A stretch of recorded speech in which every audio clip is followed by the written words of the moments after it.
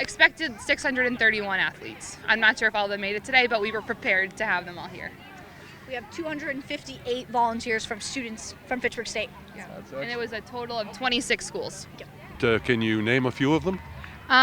So South Street Elementary School, McKay Arts Academy, Fitchburg High School, Lunenburg High School, Leominster High School, Oakmont, Overlook, Flack. There's a new Devereaux Cares School, Clinton High School and Middle School, Westford Public Schools, Clinton Public Schools, Tingsboro Public Schools, if I said that.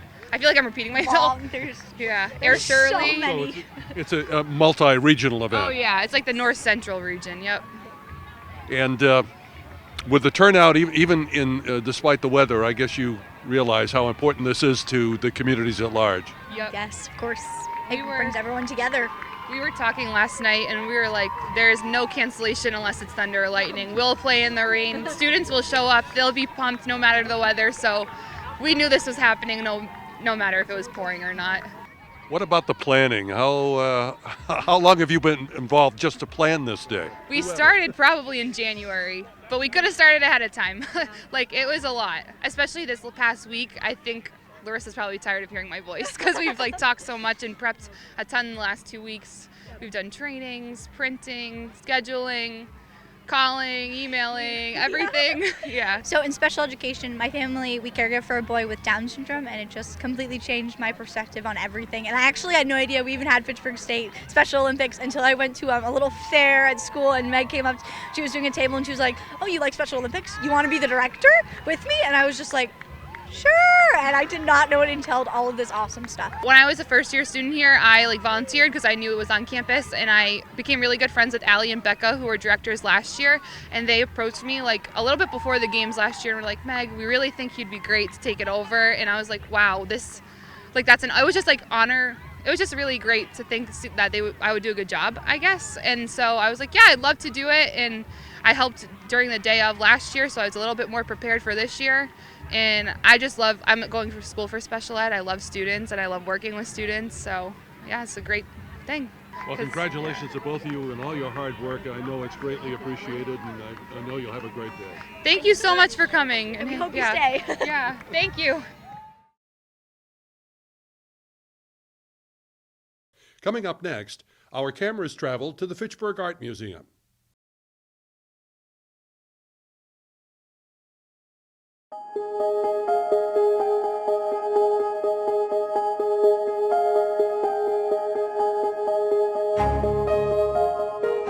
Today, on the closing day of Fire and Light, Autopina in Groton, 1983 to 2014, we held a sky event, which was pretty fabulous and really great because sky art was one of the really significant pieces of Pina's practice that he continued from the time that he coined the term in 1969 until the end of his career. And as sky art takes place outside of the museum walls, it was really nice to be able to have this in this park and have it be a connecting point to the exhibition on view at the museum. So the premise of sky art is to inflate a giant inflatable sculpture. The one that we did was Paris Star. It looks like a giant white flower or shooting star. And it's an event that is really geared toward bringing a group of people together. It's a collective experience and really sort of changing your perspective about the environment around the piece. So it changes your sensitivity to all of the elements. So today we were dealing with some air and the threat of thunderstorms. So you become very aware of that, and also sort of are able to reorient yourself in the space around the piece. Otto had a vision of really thinking about how technology could be used in connection with elemental forces, such as fire, light, and also air, and using the elements as key components and thinking about ways to sort of bring people together through these and come up with sort of a humanistic experience. So throughout this exhibition, we've been exploring different articulations of light and fire, and like I said, it was really wonderful to be able to do this Sky Art event out here today. Thank you so much.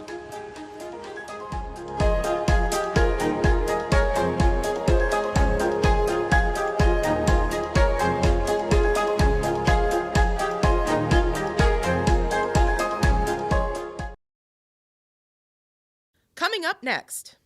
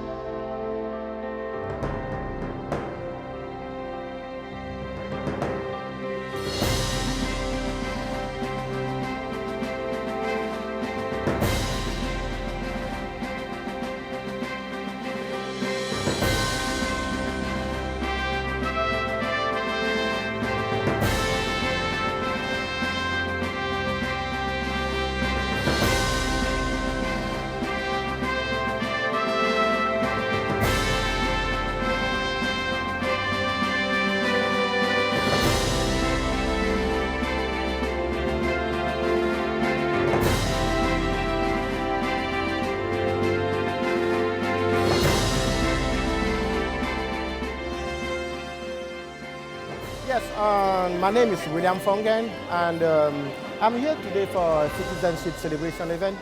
I'm here to support my brother, and I have a couple fellow Cameroonians also who are here for the event. It's not the first time for me to come to a naturalization event because most of my family members went to this ceremony, and it's very important for us. It's very important for everyone because when you come to America, you have one dream in mind. You want to become a citizen, you want to be part of the dream, you want to work hard for America, and you want to share that dream with a lot of people that you can. That's why today is a very special day, especially for my brother and my friend, and for everybody who are going through this process today and who give the oath to the United States, today. For me, I did this a couple of years ago, in 2009. It was very emotional. So be part of a family and feel the love from a whole nation as a whole, and have the judge congratulating you, have the president congratulating you is very special. You feel like you are at home. And I'm pretty sure a lot of fellow non-American citizens feel as at home and been welcomed by pretty much everyone. Thank you.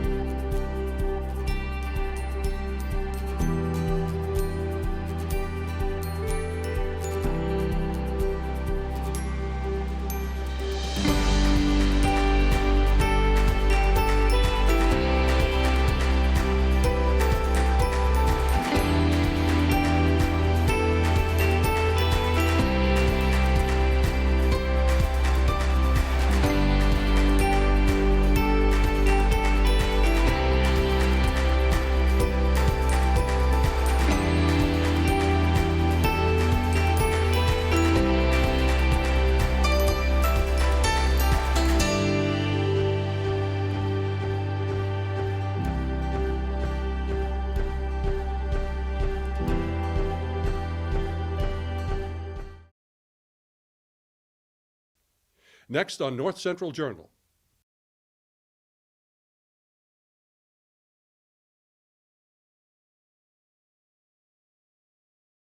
Everybody, thank you for coming today at this historic day.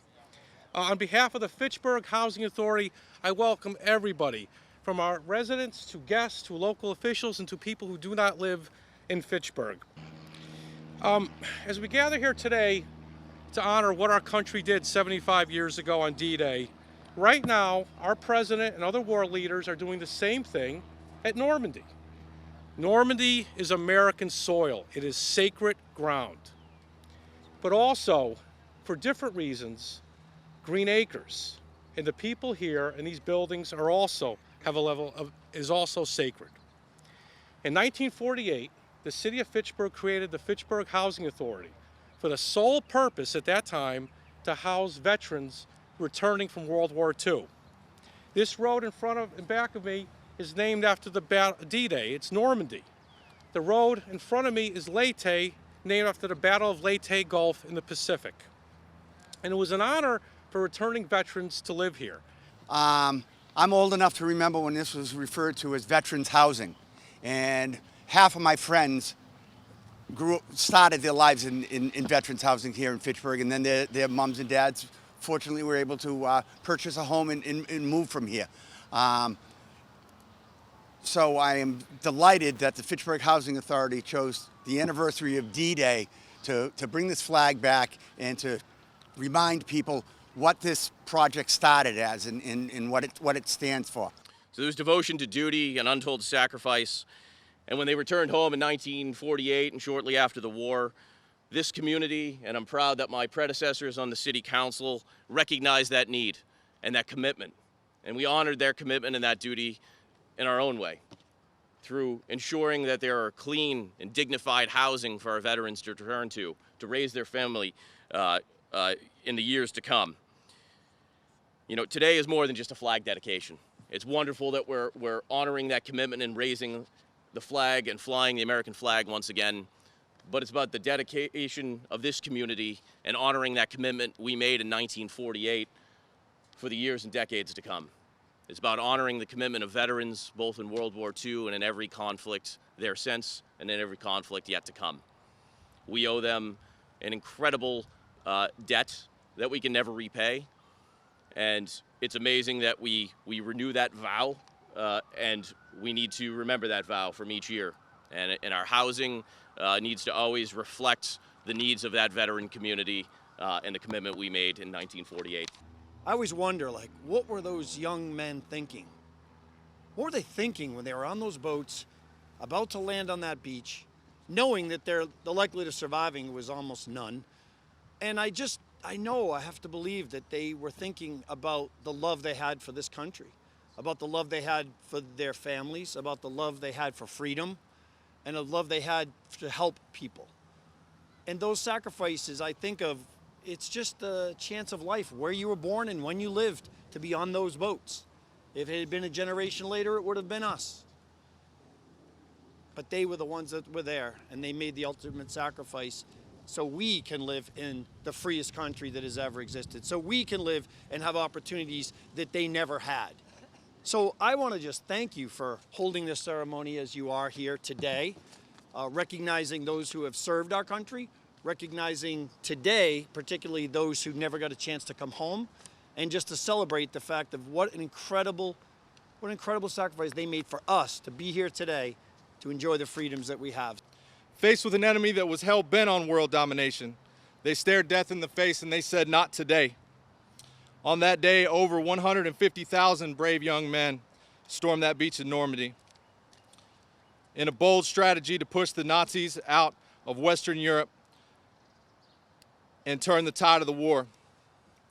4,414 of those brave young men lost their life that day on that beach. We're going to raise this flag today in remembrance of them and to hope that if we're ever called upon again to fight someone such as the Nazis, that we'll have the courage, and my generation will have the courage that was had by my grandfathers. I'm going to speak this way. Forgive my back, folks behind me, but I want you folks to be able to hear. Thank you for pointing out you couldn't hear. So no one's ever said they couldn't hear me. So I hope you won't have a problem hearing me today. Good morning, everyone, and thank you for asking me to speak at this morning's Green Acres Memorial on the 75th anniversary of D-Day. By the end of the 1940s, Fitchburg's temporary substandard war housing was fast deteriorating. And in 1948, the city established the Fitchburg Housing Authority. Then Mayor Alfred Wallacott appointed Herbert R. Group, the first executive director of the FHA. And the city donated 28.25 acres of land to the FHA for the construction of Green Acres, with the express purpose of building housing for returning World War II veterans and our aging World War I veterans. Let's not forget them as well, folks. Construction started in April of 1948 and was completed on June 11th, 1949. It has 160 family units and was, and I believe still is, one of the largest complexes of its nature in Massachusetts. This state housing development was constructed to specifically help returning World War II veterans who were wishing to start families and save their own homes. And at the time, only veterans were allowed into the housing development. It is fitting that we gather at Green Acres on June 6, 2019, to honor our veterans and commemorate the 75th anniversary of D-Day. We are gathered at the intersection of Normandy Road, named after the D-Day landing, and Leahy Road. And Doug mentioned John Anthony DiNatale, my father, who was a crew member of the USS Iowa, the battleship. 11 battle stars, fought in every major battle in the South Pacific. Those were the kinds of guys we had. Thank you. At the site of the original flagpole, which was donated in 1949 by the Fitchburg AmVets Post 29.